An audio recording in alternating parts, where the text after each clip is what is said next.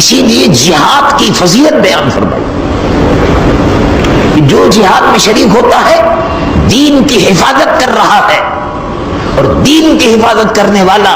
اللہ کی راہ میں اپنی جان کا نذرانہ پیش کرنے والا اللہ کا محبوب بھی ہے، شہید ہے، اور شہید کے معنی یہ ہے کہ وہ مرا نہیں ہے بلکہ ہمیشہ کے لیے زندہ ہو گیا۔ اسی طرح سے جس لوگوں نے افغانستان کے اندر جن لوگوں نے جہاد کیا اور کر رہے ہیں، اللہ ان کو فتح و نصرت عطا فرمائے، آمین۔ وقتی طور پر انسان کو بدل نہیں ہونا چاہیے، اور یہ نہیں خیال کرنا چاہیے کہ اسلام اور مسلمانوں کی شکست شروع ہو گئی ہے، نہیں، اسلام اور مسلمانوں کی شکست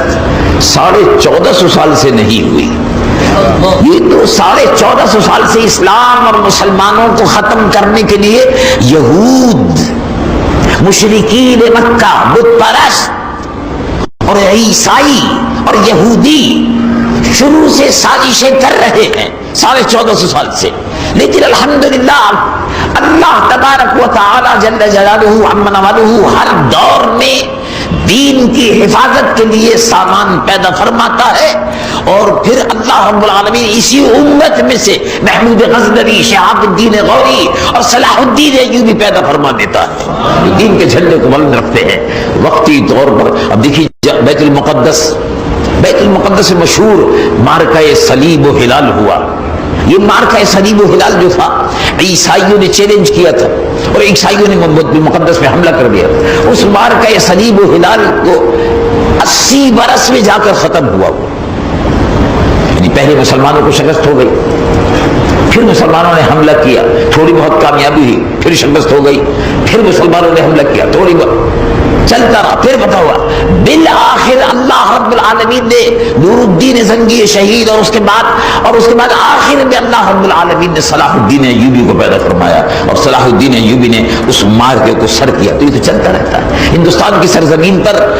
مسلمانوں کو پے در پے شکستیں ہو رہی تھی مرحلوں سے، تاریخ بتاتی ہے ہندوستان بر صغیر میں مسلمانوں کو شکست ہو رہی تھی پے در پے، اللہ رب العالمین نے احمد شاہ ابدالی کو افغانستان سے بھیجا، اور فتح کے جھنڈے گڑ گئے، اور لا الہ الا اللہ محمد رسول اللہ کا بول بالا ہوا۔ اللہ رب العالمین نے خود فرمایا، رب العالمین جل جلالہ عم نوالہ ارشاد فرماتا ہے لا تقنطوا من رحمت اللہ، اللہ کی رحمت سے نا امید نہ ہو۔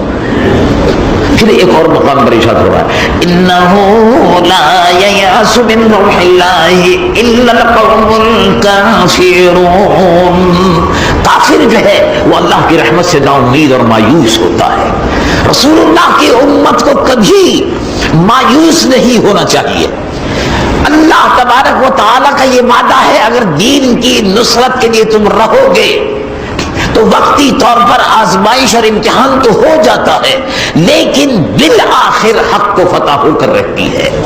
اس لیے مایوس ہونے کی ضرورت نہیں ہے۔ اللہ تبارک و تعالیٰ اس ماہ مبارک میں رمضان شریف میں جو رحمتیں اور برکتیں نازل ہو رہی ہیں ان میں ہمیں اور آپ کو سب کو حصہ عطا فرمائے۔ روزوں میں روزے کے رکھنے کی خوف خدا کی تلقین جو کی گئی ہے اس پر عمل کی سعادت بخشے۔ روزے دار کے منہ کی بو اللہ کے یہاں اس کا ایک مقام ہے، روزے دار کے منہ کی بو جو ہے لخلوف فم الصائم اطیب عند اللہ من ریح المسک۔ روزے دار کو یہ نہیں خیال کرنا چاہیے کہ میرے منہ سے بقبقاہٹ اور بو سی آ رہی ہے، یہ بو ایسی ہے کہ اللہ کے محبوب فرماتے ہیں کہ رب نے ارشاد فرمایا کہ لخلوف فم الصائم، اے محبوب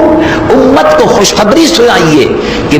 روزہ دار کے منہ کی بو جو ہے وہ سمجھتا ہے کہ یہ بو ہے، اللہ کے یہاں یہ مشک و عنبر سے بہتر ہے، عند اللہ من ریح المسک، اور قبولیت دعا کا ذریعہ ہے۔ اللہ رب العالمین عالم اسلام پر، افغانستان پر،